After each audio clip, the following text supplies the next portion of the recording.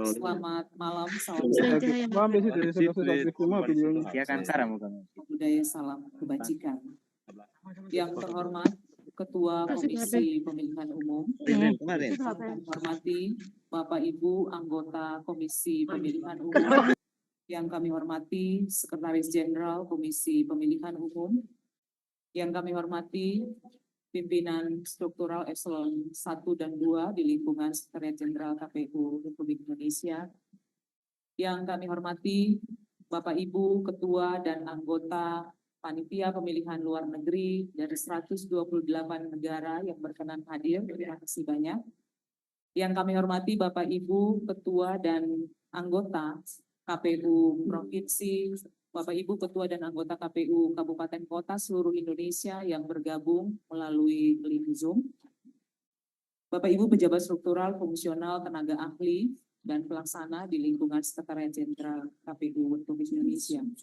Pertama-tama marilah kita memanjatkan puji dan syukur kehadirat Tuhan Yang Maha Esa, karena atas rahmat-Nya lah maka kita semua masih dapat berkumpul bersilaturahmi di tempat ini di malam hari ini dalam keadaan sehat walafiat, semua karena anugerah dari Tuhan saja.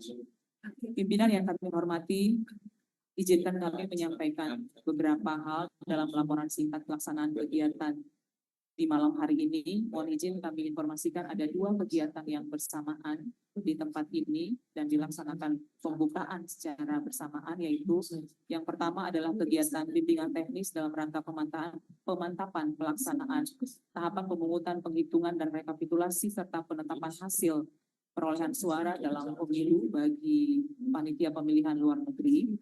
Dan satu lagi kegiatan adalah uji coba penggunaan aplikasi Sirekap bagi KPU, KPU Provinsi, TPK, dan KPPS seluruh Indonesia untuk pemilu dalam negeri yang juga berlangsung di tempat ini dan pada waktu yang bersamaan. Teman-teman KPU Provinsi dan Kabupaten Kota bergabung melalui pimpinan yang kami hormati, izinkan kami menyampaikan laporan pelaksanaan kegiatan sebagai berikut. Peraturan KPU nomor 25 tahun 2023 tentang pemungutan dan penghitungan suara dalam pemilu telah ditetapkan. Peraturan KPU tersebut menjadi dasar untuk pelaksanaan tahapan pemungutan dan penghitungan suara bagi KPU di setiap tingkatan dan juga bagi panitia pemilihan luar negeri. Selanjutnya, berdasarkan peraturan KPU nomor 25 tahun 2023 tersebut, KPU menerbitkan keputusan KPU nomor 66 tahun 2024 tentang pedoman teknis pelaksanaan pemungutan dan penghitungan suara dalam pemilihan. Pedoman teknis ini digunakan oleh penyelenggara baik di dalam negeri maupun luar negeri, khususnya bagi PPLN dan KPPSLN sebagai petunjuk pelaksanaan pemungutan dan penghitungan suara di TPS, LN, KSK, dan POS. Adapun beberapa isu strategis yang diatur dalam pedoman teknis pemungutan dan penghitungan suara di antaranya penyampaian formulir model C pemberitahuan kepada pemilih menggunakan sarana media komunikasi elektronik jalur pribadi apabila pemilih tidak dapat ditemui, pengaturan waktu pemilih untuk memberikan suara di TPS maupun TPS LN, dan penggunaan surat suara return to sender. Pimpinan yang kami hormati, sebagai upaya mewujudkan hasil pemilu yang berkualitas dan menjaga kemurnian hasil penghitungan suara, selain meningkatkan kemampuan penyelenggaraan dari aspek substansi regulasi dan integritas, KPU juga menggunakan teknologi informasi Sirekap atau sistem informasi rekapitulasi sebagai alat bantu pelaksanaan rekapitulasi hasil perolehan suara secara berjenjang dan penetapan hasil pemilu serta sarana publikasi dalam upaya KPU untuk mewujudkan transparansi dan akuntabilitas hasil pemilu. Berdasarkan hal-hal tersebut di atas, maka dipandang perlu untuk memberikan pemahaman yang lengkap mengenai kebijakan pelaksanaan pemungutan dan penghitungan suara, rekapitulasi hasil penghitungan perolehan suara, serta penetapan hasil pemilu dalam pemilihan umum tahun 2024 dan penggunaan aplikasi Sirekap kepada panitia pemilihan luar negeri.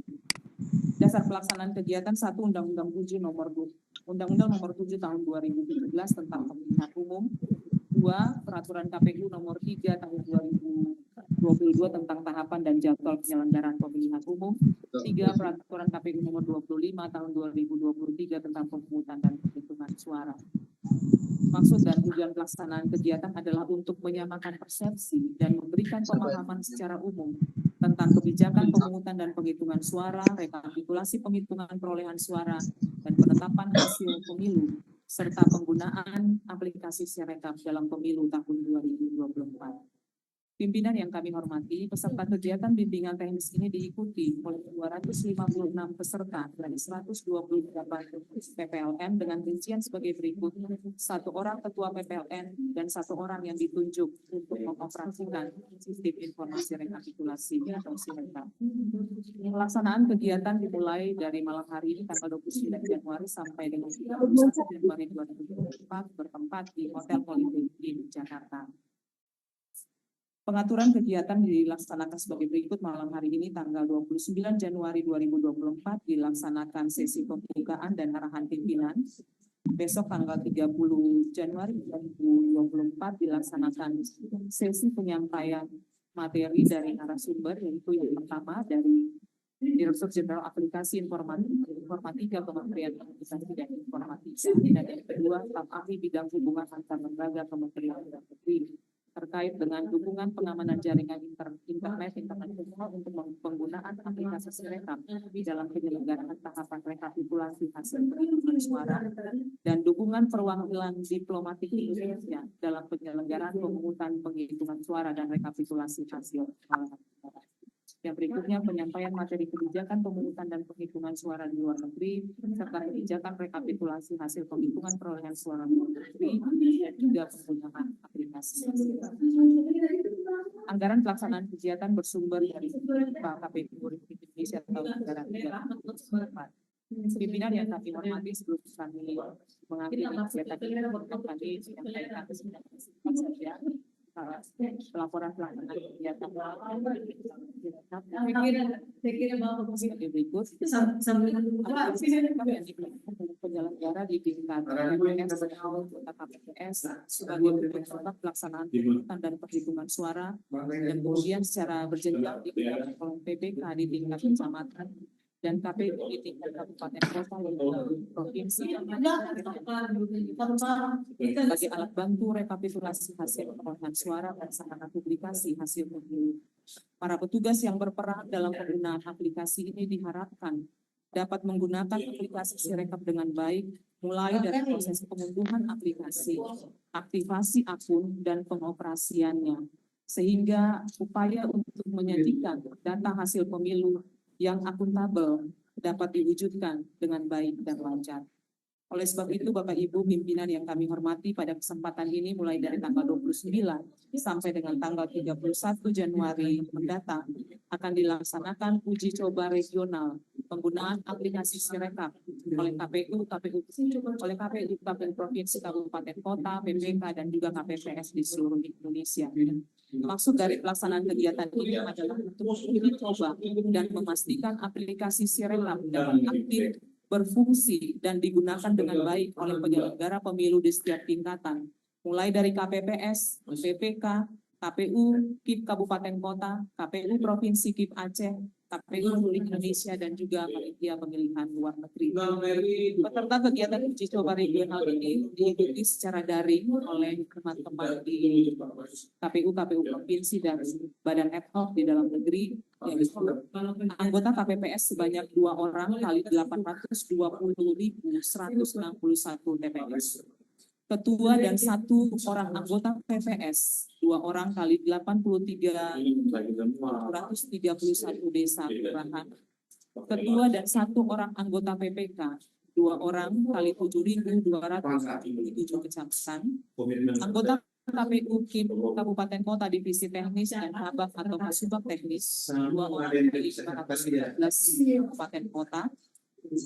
Dan anggota KPU Provinsi KIP Aceh Divisi Teknis dan Kabak atau Kasubag Teknis, 2 orang kali 8 orang, sehingga total peserta kegiatan uji coba Sirekap regional untuk kali ini berjumlah 1.423.442 orang. Kegiatan ini akan berlangsung mulai dari tanggal 29 sampai tanggal 31 Januari 2024. Kegiatan ini bertujuan untuk KPU Provinsi dan Kabupaten Kota, PPK dan KPPS melakukan pengunduhan aplikasi, login, dan mengoperasikan aplikasi Sirekap pada waktu yang bersamaan, sehingga bisa dipastikan bahwa sampai dengan tanggal 31 seluruh akun Sirekap yang harus dimiliki mulai dari tingkat KPPS, PPK, KPU Kabupaten, KPU Provinsi sudah bisa terinstalasi di HP guna masing-masing. Dan nanti direncanakan pada tanggal 1 dan tanggal 7 Februari akan dilaksanakan uji coba serentak nasional untuk setiap tingkatan mulai dari KPU Provinsi, Kabupaten Kota, PPK, dan juga KPPS di seluruh Indonesia. Pimpinan yang kami hormati, itulah beberapa hal yang dapat kami laporkan dalam laporan pelaksanaan 2 kegiatan di malam hari ini. Kami mohon maaf jika dalam kami memfasilitasi kegiatan ini ada hal-hal yang kurang berkenan, kami mohon dimaafkan. Selanjutnya, kami mohon kesediaan dengan hormat Bapak Ketua Komisi Pemilihan Umum dapat memberikan sambutan dan arahan juga membuka 2 kegiatan di malam hari ini. Kami mohon berkenan juga dengan hormat Bapak Ibu anggota Komisi Pemilihan Umum dan Bapak Sekretaris Jenderal Komisi Pemilihan Umum untuk dapat memberikan arahannya. Demikian kami akhiri laporan kami di malam hari ini dengan menyampaikan Assalamualaikum warahmatullahi wabarakatuh. Selamat malam dan salam sejahtera bagi kita sekalian.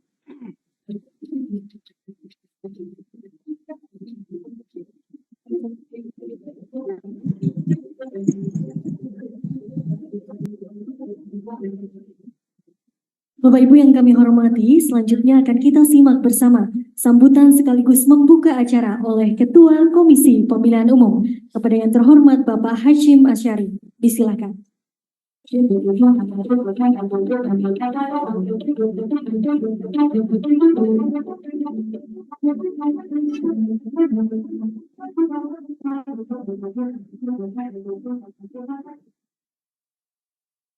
Assalamualaikum warahmatullahi wabarakatuh.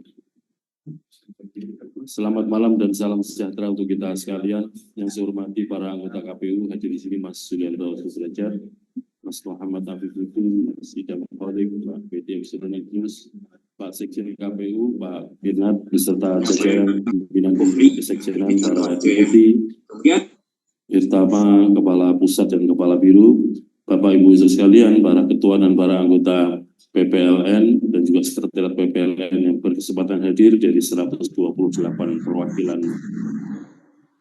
Yang saya hormati para ketua dan para anggota KPU Provinsi, Kabupaten Kota yang bergabung pada Bintek ini secara online.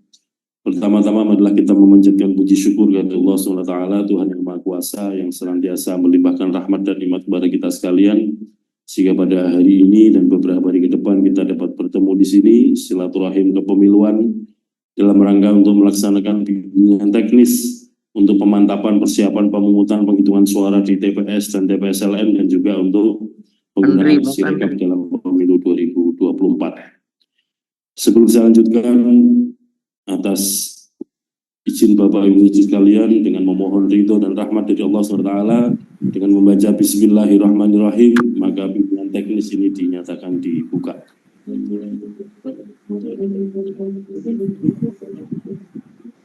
Ibu Bapak yang kami hormati, terutama teman-teman PPLN, kenapa diundang ke Jakarta? Tahu alasannya? Ya karena berisik di grup soalnya.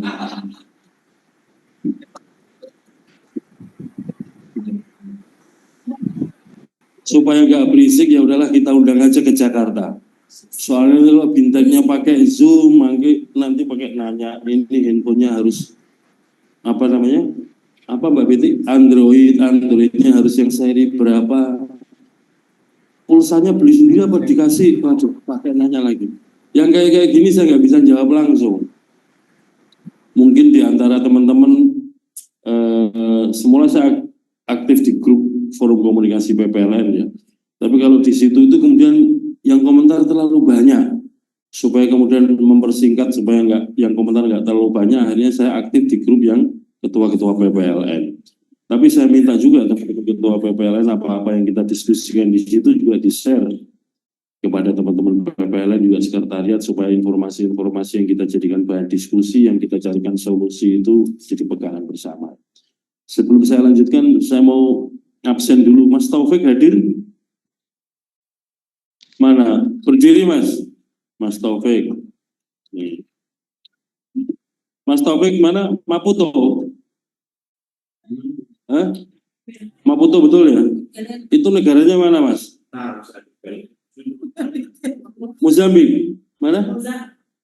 Betul ya? Alhamdulillah kalau Mas Taufik masih bisa bergabung dalam bimbingan teknis.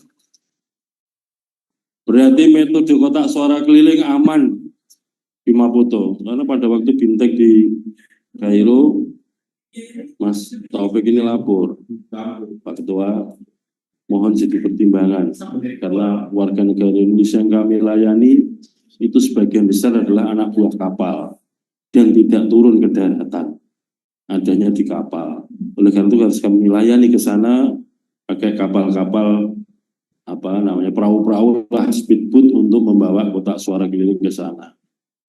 Yang harus didukung apanya Mas? Soalnya sungai yang kami lewati ini sarang buaya Pak. Oh begitu.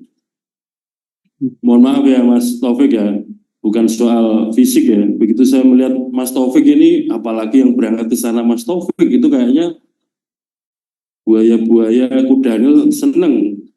Gitu. Tapi kalau belum bisa hadir bimbingan teknis berarti aman. Yang urusan KSK itu aman lah di sana. Cuman masih ada hutang yang belum dibayar Mas Taufik.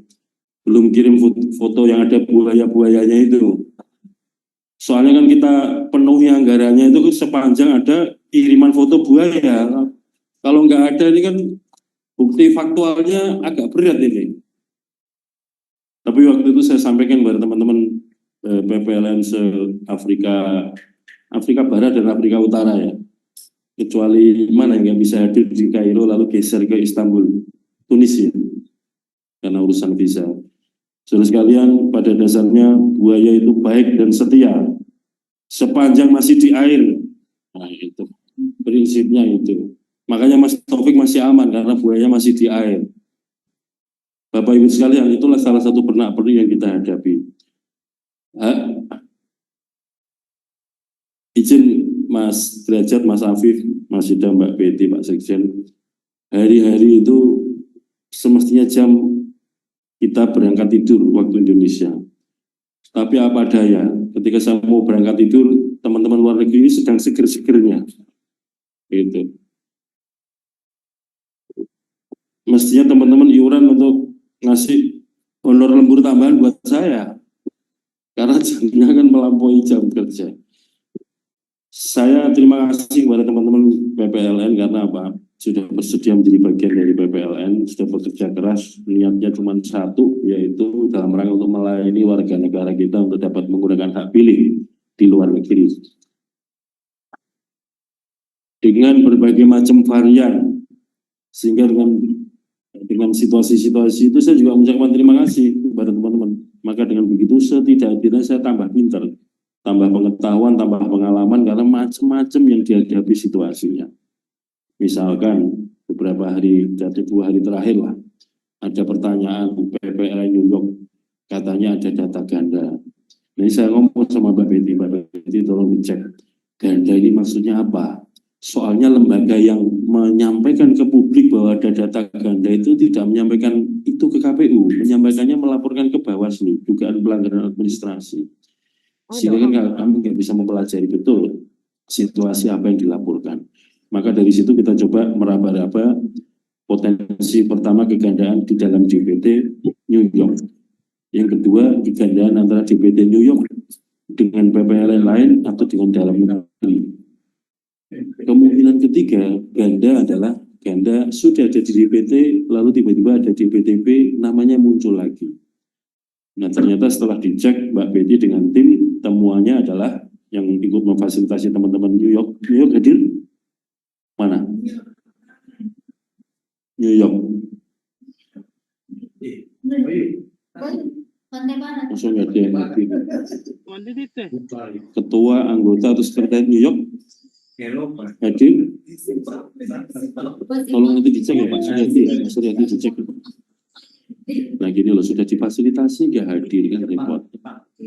Dan ternyata masih memeriksa yang ganda-ganda ya. Tapi kan sudah diberesin Mbak Betty, sudah disampaikan ya. Jadi ternyata gandanya itu ganda di dalam DPT-nya sendiri. Jadi bukan ganda dengan di dalam negeri atau ganda dengan teman-teman PPLN yang lain atau ganda antara DPT dengan DPT. Jumlah yang disampaikan konon kabarnya ribuan itu ditemukan 100 berapa itu? 190 orang. Karena ganda maka kebijakannya apa? Nama-nama yang ganda dicoret dinyatakan TMS. Maka dengan begitu surat suara yang semula diagendakan untuk nama-nama itu tidak digunakan dan ini bisa digunakan untuk tambahan kalau ada teman-teman yang DPTB atau DPK. Ya selalu setiap peristiwa itu ada hikmahnya ya, ada ganda lalu kemudian bisa digunakan untuk yang lain-lain. Bapak Ibu sekalian, karena topik kita ini mau fokus soal penguatan atau pemantapan persiapan pemungutan penghitungan suara dan rekapitulasi suara dan juga penggunaan Sirekap, maka saya mintakan perhatian beberapa hal. Yang pertama, baik untuk teman-teman PPLN maupun teman-teman KPU Provinsi, Kabupaten, Kota. Yang pertama, di TPS sebelum layanan dilaksanakan, mohon nanti diperhatikan adalah daftar pemilih. Jadi di TPS itu ada daftar pemilih tetap, ada daftar pemilih tambahan, dan ada daftar pemilih khusus. Supaya kemudian tertib, ada baiknya kehadiran diatur menurut waktu. Misalkan di DPT itu pemilih nomor urut sekian sampai sekian diharapkan hadir jam sekian. Itu sudah pernah kita praktekkan pada waktu pilkada situasi COVID dan alhamdulillah tertib. Tidak terjadi kerumunan, tidak terjadi antrian di TPS dan di sekitar TPS. Di kampung dia beli. Yang berikutnya selalu muncul pertanyaan. Kalau situasinya di TPS itu ada DPT, ada pemilih DPT, ada pemilih DPTB dan ada pemilih DPK, mana yang diprioritaskan? Ingin kami tegaskan lagi, yang diprioritaskan adalah pemilih DPT. Mengapa? Karena dialah yang terdaftar tetap di TPS itu, yang pertama. Yang kedua, surat suara dicetak atau diproduksi itu berdasarkan jumlah DPT di TPS. Ya.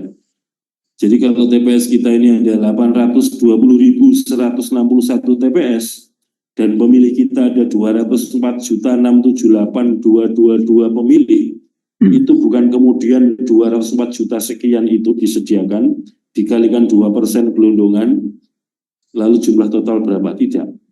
Karena DPT-nya DPT per TPS. Maka kemudian KPU harus mengurutkan nomor 1 sampai nomor 820.161. Masing-masing TPS DPT-nya berapa? Disiapkan surat suara, ditambah 2% untuk cadangan. Nah, demikianlah maka pemilih DPT lah yang diprioritaskan. Yang kedua, mungkin ada yang bertanya dan sering bertanya, bukankah pemilih DPTB itu statusnya sama dengan DPT? Karena untuk bisa masuk DPTB dia harus DPT. Betul. Tetapi dia jadi DPTB di TPS tujuan. Maka dapat dilayani pada kesempatan kedua dengan syarat sepanjang masih tersedia surat suara. Karena jangan sampai pemilih yang sudah terdaftar di situ sudah kita hitung untuk kita siapkan surat suaranya menjadi tidak kebagian surat suara gara-gara kita mendahulukan yang DPTB. Yang kesempatan ketiga adalah DPK, daftar pemilih khusus. Karena apa? Dia sama sekali belum terdaftar di DPT. Sekali lagi, padahal surat suara disediakan atau diproduksi berdasarkan DPT. Jadi sesungguhnya DPK ini nggak masuk hitungan untuk diproduksi surat suaranya.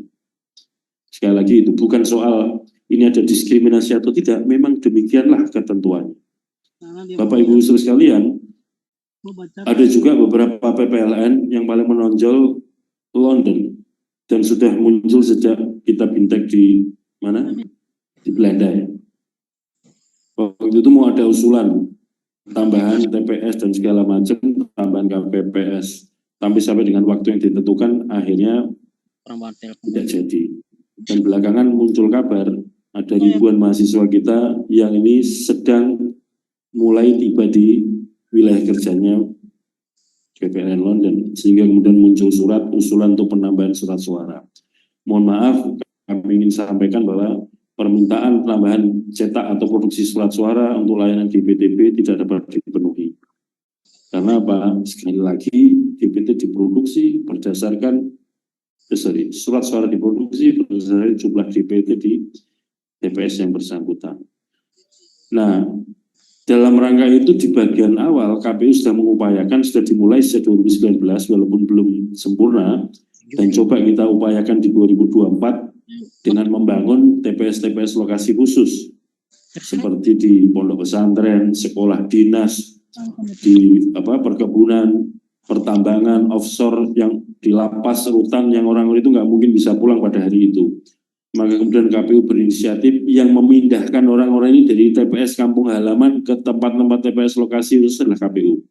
Namanya dihapus dari kampung halaman, disiapkan daftar pemilih tetap atau DPT di TPS lokasi khusus. Karena kalau ada DPT-nya bisa kita cetak surat suaranya. Tapi itu sudah kita data sejak pemutakhiran data pemilih, sehingga bisa predictable, bisa diprediksi berapa jumlahnya, BNIM-nya siapa, NIK-nya berapa, dan itu pun kita hitung. Ini yang nggak mudah ya, misalkan seperti di pondok pesantren. Pondok pesantren ini di desa atau kelurahan mana, dicek santri atau ustadz yang orang setempat ada berapa. Kemudian yang bukan warga setempat lintas kecamatan, beda dapil di kabupaten ada berapa. Karena dengan begitu dia kalau lintas kecamatan beda dapil tidak dapat hak untuk memilih surat suara untuk pemilu DPRD kabupaten kota itu. Jadi tidak mudah juga, tidak asal gelondongan 5 jenis surat suara enggak. Kalau santrinya itu lintas provinsi, dia hanya dapat kesempatan surat suara untuk pemilu presiden dan seterusnya dan seterusnya. Ini yang pertama. Yang kedua, saudara sekalian, mohon diperhatikan, terutama untuk surat suara yang metode pos. Mungkin sudah ada yang mulai masuk atau sudah sebagian besar mulai masuk ke PPLN, termasuk yang tentu sender. Khusus untuk yang sudah dicoblos atau memang sudah dikirim oleh pemilih, tolong dijaga kerahasiaan. Misalkan, yang pada saya begini, ini ada bapak dan alamatnya sama, begitu dua pos. Nggak tahunya anaknya sudah alamat. Kemudian yang bapak ini nggak terima surat suara. Boleh nggak surat suara itu pakai lebar? Boleh, karena terdaftar. Tapi jangan sampai kemudian ketika didaftar, itu kemudian kita buka, kita cek. Kenapa aspek kerahasiaan? Kalau kita buka ini surat suara atas nama siapa, itu kan boleh ketahuan siapa milik siapa. Kenapa situasi ini penting saya sampaikan? Lagi suara antar atau antar calon anggota DPR, selisihnya sedikit, situasi ini akan jadi bahan untuk sengketa. Contoh paling konkret yang sering saya sampaikan itu Pilkada di Kota Yogyakarta 2017. Calonnya cuma 2. Selisih antar calon itu tipis sekali. Surat suara tidak sah jumlahnya lebih banyak daripada selisih perolehan suara antar calon. Itu berarti apa? Soal konsistensi penentuan sah dan tidaknya sah dan tidak sahnya surat suara oleh Ketua KPPS menjadi sesuatu yang penting. Maka begitu ada informasi itu, saya minta teman-teman KPU Provinsi DIY ngecek ke lapangan juga dengan KPU Kota Yogyakarta tentang konsistensi sah dan tidak sahnya surat suara. Soalnya kalau dibuka di sini begini dianggap sah, di sini dianggap nggak sah, itu menimbulkan ketidakpastian penentuan sah dan tidak sahnya surat suara. Maka kemungkinannya kemudian ada pihak yang minta penghitungan ulang. Kalau penghitungan ulang, buka kotak suara lagi, buka surat suara lagi, ngecek satu persatu. Oleh karena itu, penentuan sah dan tidak sah surat suara oleh Ketua KPPS menjadi sesuatu yang penting. Demikian juga proses-proses ketika penghitungan suara juga menjadi sesuatu yang penting. Bapak Ibu saudara sekalian, untuk pemilu di luar negeri, pemungutan suaranya bisa beragam. Karena ada 3 pos, metode KSK, dan metode TPS. Untuk metode pos dan KSK saja sudah pasti lebih awal daripada pemungutan suara di dalam negeri, Rabu 14 Februari 2024. Dan TPS juga lebih awal, tapi kurang lebih waktunya nggak terlalu lama dengan pemungutan suara di dalam negeri. Yang paling penting untuk diperhatikan bahwa kegiatan penghitungan suara itu dilaksanakan bersamaan dengan penghitungan suara di dalam negeri. Saya ingin menggambarkan begini. Indonesia ada 3 wilayah, Indonesia Timur, Indonesia Barat, Indonesia Tengah, Indonesia Barat. Durasi pemungutan suara di Indonesia jam 7 sampai jam 13 waktu setempat. Dia bilang sama siapa? Jadi paling akhir adalah jam 13 waktu Indonesia Barat. Setelah itu dilaksanakan suara sampai selesai. Sampai kapan? Kalau menurut undang-undang adalah selesai pada hari dan tanggal yang sama dengan pemungutan suara. Berarti hitungannya tanggal 14 Februari sampai jam 24.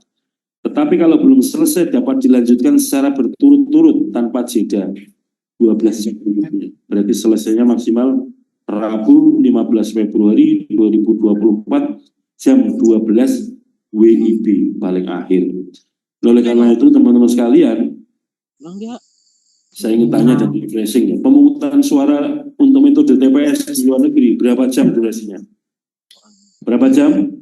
10 jam ya. 10 jam itu mulai kapan? Mulai TPS dibuka. Jadi sesuai dengan tempatnya masing-masing. Seperti teman-teman di Jeddah, di Riyadh, kabarnya akan melakukan pemungutan suara hari Jumat, tanggal 9 Februari 2024. Jeddah mana Jeddah? Riyadh? Hadir nggak? Nanti tolong dicek ya Mas Suryadi ya, untuk memastikan kehadiran PPLN ini. Nah, rencananya digelar ba'da asar, betul ya? Ba'da asar, katakanlah asar jam berapa? Oh, jam 2 jadinya, 14 siang ya? 14 sampai 24, 10 jam ya? Oke, waktu setempat. Nah, ini tergantung masing-masing teman-teman PPLN ya. Durasi yang diatur durasinya 10 jam. Soal mulainya jam berapa, selesai jam berapa sesuai konteks masing-masing di PPLN. Nah, penghitungan suara. Mari kita hitung, kalau di Indonesia mulai itu setelah TPS tutup.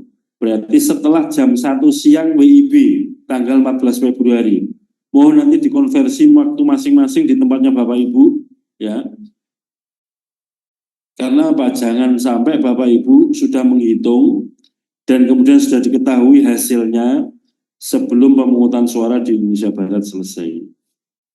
Nah, ini yang paling penting.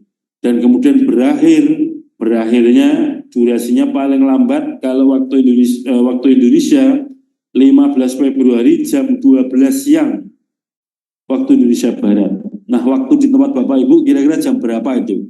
15 Februari jam 12 siang, itu batas maksimal untuk penghitungan suara. Nah, ini yang saya kira penting, karena 2019 waktu itu ketika penghitungan suara di dalam negeri belum dimulai, pemungutan suara di dalam negeri belum dilaksanakan, tapi pemungutan suara di luar negeri sudah dilaksanakan, muncullah hitungan hasil pilpres luar negeri.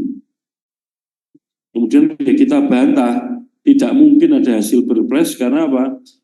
Penghitungan suaranya belum dilaksanakan, karena dilaksanakan nanti bareng dengan penghitungan suara di dalam negeri.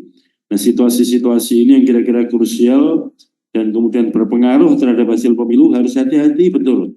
Kalau ragu-ragu jangan sungkan-sungkan, jangan segan-segan untuk bertanya, berkonsultasi, supaya cara pandangnya sama kita seluruh penyelenggara pemilu. Yang terakhir, Bapak Ibu sekalian, bahwa dalam rangka untuk menjaga originalitas dan keaslian suara ekspresi pilihan rakyat pemilih kita, maka diantaranya kita akan menggunakan alat bantu yang namanya Sirekap, sistem informasi di hasil penghitungan suara. Kurang lebih gambarannya adalah aplikasi Sirekap itu akan di-download, dan kemudian di dalam Sirekap, aplikasi Sirekap ada fungsi foto. Nah, fungsi fotolah itu yang akan digunakan untuk memotret atau memfoto atau mengambil gambar formulir C hasil yang ukuran plano. Ya. Mengapa yang plano? Ini untuk mengurangi potensi kesalahan hitung, salah nulis, atau bahasa kasarnya yang negatif, naudzubillah min dzalik, moga-moga tidak terjadi ya, tujuan-tujuan manipulasi. Karena yang namanya formulir C1 plano, C hasil plano itu nanti disalin di C yang ukurannya C hasil ukurannya kuarto, ada potensi kan, salah kutip, salah menyalin, salah hitung, salah menulis. Maka untuk menghindari ini, yang orisinil inilah yang kemudian dipoto dan kemudian dikirim ke data center KPU. Nanti di data center juga akan diverifikasi. Demikian juga untuk di luar negeri maupun di dalam negeri, nanti salinan yang C plano itu disalin ke C kuarto yang kita sebut ini yang ibaratnya masternya lah ya, yang nanti akan salinannya akan disampaikan kepada masing-masing peserta pemilu melalui saksi-saksinya. Untuk mengurangi beban teman-teman KPPS baik dalam negeri maupun negeri, kita siapkan biaya untuk apa? Memfotokopi, bukan sewa fotokopi ya, tapi memfotokopi. Ini yang kemudian kita harus hati-hati betul dalam penggunaan anggarannya. Nanti Pak Sekjen beserta jajaran Sekretariat Jenderal mengontrol betul Sekretaris KPU Provinsi, Sekretaris KPU Kabupaten Kota, PPK, PPS, dan juga Sekretaris JPPN. Ada handphone deket mic, tapi buka mic saya. Suaranya kan suara kerudik handphone. Untung ketuanya nggak mudah kagetan. Nah, oleh karena itu penggunaan uangnya harus dikontrol betul. Karena tujuannya itu adalah untuk memudahkan dan meringankan beban teman-teman KPPS. Jangan sampai tujuan ini menjadi bubar gara-gara apa? Soal fotokopinya, pembiayaannya, terutama pembiayaannya.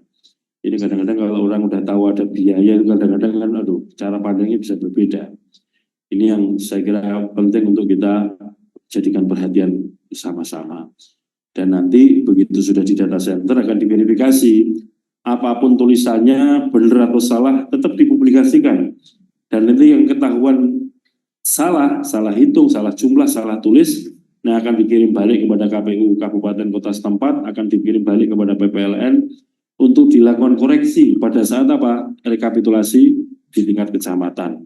Demikian juga nanti akan dikoreksi ketika rekapitulasi di tingkat PPLN. Ini mekanisme-mekanisme kita untuk menjaga transparansi, akuntabilitas, dan integritas proses maupun integritas hasil. Saya kira itu hal-hal yang dapat kami sampaikan. Mohon menjadi perhatian kita bersama, karena acara kita ini bimbingan teknis. Sekali lagi, Bapak Ibu yang bergerak di dunia pendidikan pasti paham jenis-jenis capaian dalam dunia pendidikan atau kegiatan pendidikan. Itu ada yang capaiannya aspek kognitif, itu tahu, paham, bisa menjawab. Yang kedua adalah afektif, ini untuk membentuk sikap, disiplin, taat, rajin, dan seterusnya. Yang ketiga adalah psikomotorik. Psikomotorik itu apa? Terampil. Oleh karena itu diharapkan Bapak Ibu pulang dari sini nggak cuma tahu, nggak cuma punya sikap, tetapi juga harus terampil. Oleh karena itu mohon dimaksimalkan kegiatan kita hadir di sini, karena kita akan melaksanakan bintek. Yang nggak paham, detailnya tanyakan mumpung ada di sini. Jangan dipendam lalu kemudian japri kepada saya. Inilah fungsinya teman-teman diundang ke sini itu ngurang-ngurangi japrian kepada saya sebetulnya. Sebagaimana tujuan awal saya sampaikan tadi. Saya kira itu yang dapat saya sampaikan. Semoga kita semua diberikan kesehatan, diberikan kekuatan, diberikan kesabaran, dan juga diberikan keselamatan dalam menjalankan tugas-tugas kita. Dan kembali lagi, saya ingin mengingatkan, kita menata niat kita untuk menjadi bagian dari penyelenggara pemilu, itu tiada lain dan tiada bukan semata-mata mencari ridho, mencari rahmat dari Allah SWT, Tuhan yang Maha Kuasa. Saya kira itu yang dapat kami sampaikan. Terima kasih. Kalau ada kekurangan kami mohon maaf. Assalamualaikum warahmatullahi wabarakatuh. Waalaikumsalam warahmatullahi wabarakatuh. Waalaikumsalam warahmatullahi wabarakatuh. Waalaikumsalam warahmatullahi wabarakatuh. Waalaikumsalam warahmatullahi wabarakatuh. Waalaikumsalam warahmatullahi wabarakatuh. Waalaikumsalam warahmatullahi wabarakatuh. Waalaikumsalam warahmatullahi Bapak wabarakatuh. Ibu yang kami hormati, sebelum kita memasuki sesi pengarahan pimpinan Komisi Pemilihan Umum, akan ada persembahan beberapa lagu oleh Rokapela. Selamat menyaksikan.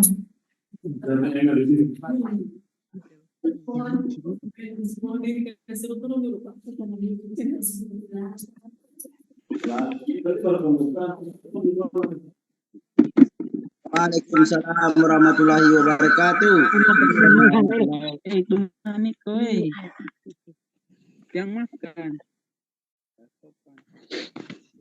Waalaikumsalam Oh, warahmatullahi ina. wabarakatuh.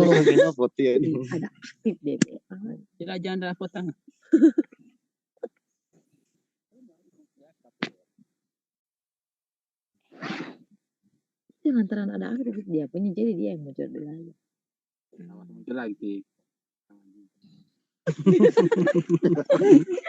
Iya, tidak muncul sama orang yang